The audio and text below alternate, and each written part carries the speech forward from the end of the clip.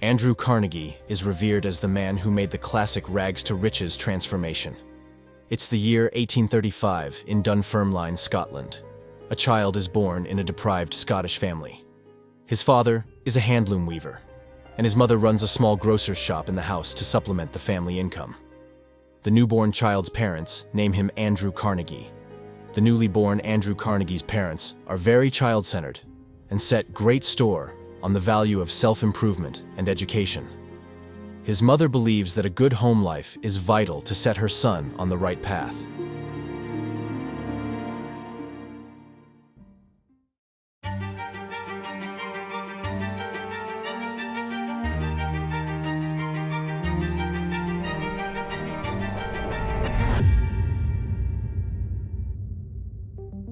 The era of Andrew Carnegie's birth is the era of the Industrial Revolution. His father's income is experiencing a drastic reduction as the power looms are being introduced. The financial situation at Andrew Carnegie's home is getting worse. Due to deteriorating financial condition, Andrew Carnegie's mother writes letters to her two sisters in the United States, telling them that the Carnegies are considering emigrating for the sake of their young sons. The sisters write back encouraging the plan. In an extremely tough situation, Carnegies eventually arrive and settle in Allegheny City, Pennsylvania, in 2 rooms above a weaver's shop. Andrew Carnegie is just an adolescent at the moment, and the world doesn't know that an industrialist and millionaire of their time is in the making. Just 13-year-old Andrew Carnegie is working from dawn until dark, as a bobbin boy changing spools of thread in a cotton mill 12 hours a day, 6 days a week in a Pittsburgh cotton factory, where he's getting $1.20 per week. Later, the young Carnegie becomes a telegraph messenger boy in the Pittsburgh office of the Ohio Telegraph Company and starts getting $2.50 per week. Carnegie is an astute boy and an extremely hard worker. He memorizes all of the locations of Pittsburgh's businesses and the faces of important men. One of the first things that he did was to memorize every street in downtown Pittsburgh. Once he had delivered a telegram to a particularly important businessman, he never forgot that face, so that when he would see that individual on the street, he would say, "Good morning, Mr. So-and-so." It's an opportunity for him to ingratiate himself, but also he's in and out of the Pittsburgh business establishments. He's privy to the information that they're transmitting. He learns who the important people are in Pittsburgh business. He knows what kind of people they are. He learns about their credit rating. He learns about their reputation. Today's video is brought to you by Prime Emporio, your one-stop destination for various household and fashion products and accessories. Discover the ultimate shopping experience at their online store, offering an extensive range of products. Don't forget to check out their online store and treat yourself to something special. This helps him in making connections. He pays close attention to his work and quickly learns to distinguish the different sounds the incoming telegraph signals produce. He develops the ability to translate signals by ear without using the paper slip, and within a year gets promoted to an operator.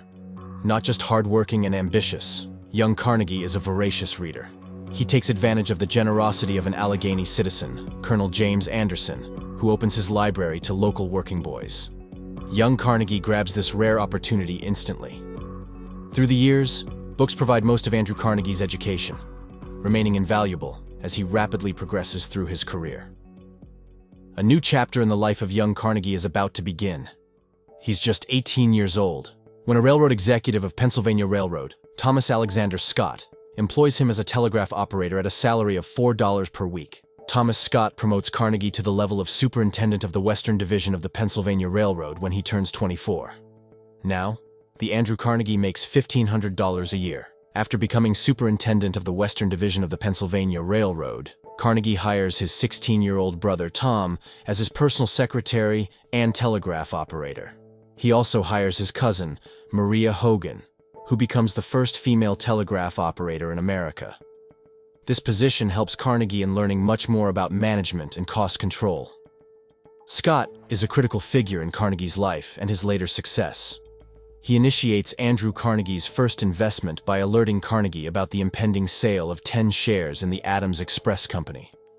The money to buy shares comes by his mother's placing of a $600 mortgage on the family's $700 home. The opportunity becomes available only because of Carnegie's close relationship with Scott.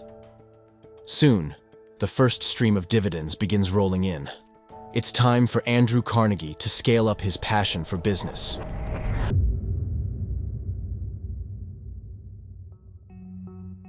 A few years have been passed. Carnegie now receives a few shares in inventor Theodore Tuttle Woodruff's sleeping car company as a reward for holding shares that Woodruff had given to Scott and Thompson as a payoff. Reinvesting his returns in such inside investments in railroad-related industries such as iron, bridges, and rails, Carnegie slowly starts to accumulate capital, which becomes the basis for his later success.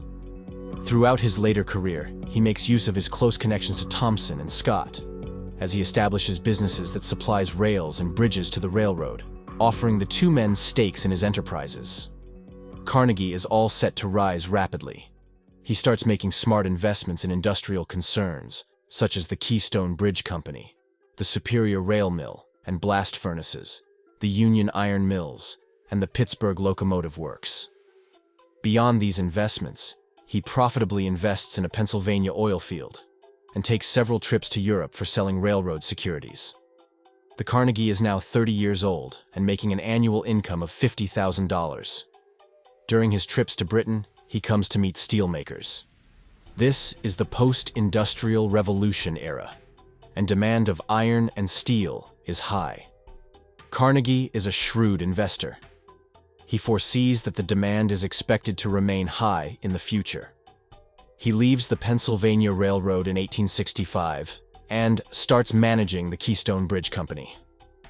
Carnegie is turning 38 now, and he shifts his focus to steel and establishes J. Edgar Thomson Steel Works near Pittsburgh, which eventually evolves into the Carnegie Steel Company. Andrew Carnegie is now entering into the Gilded Age, a time of economic growth for the wealthy and extreme poverty for the working classes. His steel company builds the first steel plant in the United States in the 1870s to use the new Bessemer steelmaking process, borrowed from Britain.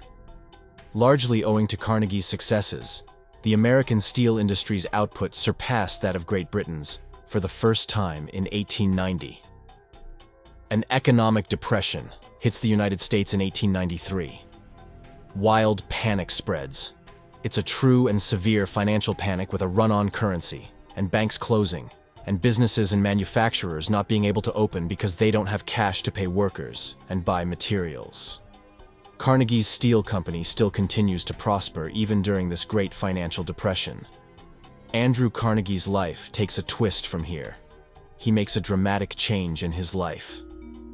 His steel company is doing very well and making hefty profits. But Carnegie decides to sell the company to J.P. Morgan's newly formed United States Steel Corporation for $200 million in 1901. He subsequently retires and devotes himself to his philanthropic activities, which were themselves vast.